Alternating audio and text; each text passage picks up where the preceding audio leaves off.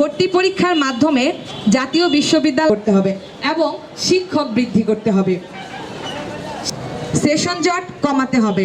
4 বছরের honours course নিরীক্ষা কার্যক্রম সঠিক হওয়া প্রয়োজন। তত্র মানহীন কলেজে রাজনৈতিক বিভেদ হবে এবং 75% উপস্থিতি না থাকলে পরীক্ষায় বসতে দেওয়া। শিক্ষার্থীদের বৃত্তির ব্যবস্থা করতে হবে। গরিব ও অসচ্ছল শিক্ষার্থীদের সংখ্যা কমিয়ে আনতে হবে এবং শিক্ষক যেখানে শিক্ষার্থীরা সনদের আশায় আসবে না, বরং জাতীয় বিশ্ববিদ্যালয়ের শিক্ষার্থীদের জন্য ব্যয় করতে হবে। প্রেজেন্টেশন ক্লাসের চলমান পদ্ধতিতে আমাদের মৌলিক অধিকার হয়, তাহলে আমি বলবো জাতীয় বিশ্ববিদ্যালয়ের শিক্ষার্থীরা সেই মৌলিক অধিকার থেকে বঞ্চিত।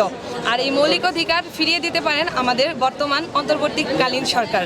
আমরা তাদের কাছে অনুরোধ করব জাতীয় বিশ্ববিদ্যালয়ের দিকে তাদের যেন সুনজর দেওয়া হয়।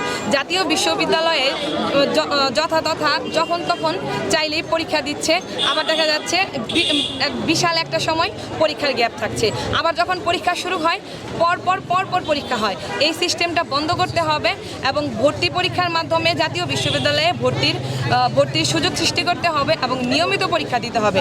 4 বছরের অনার্স কোর্স যেন 4 বছরেই শেষ হয়, এই আবেদন আমাদের মাননীয় উপদেষ্টা মহোদয়ের কাছে থাকবে।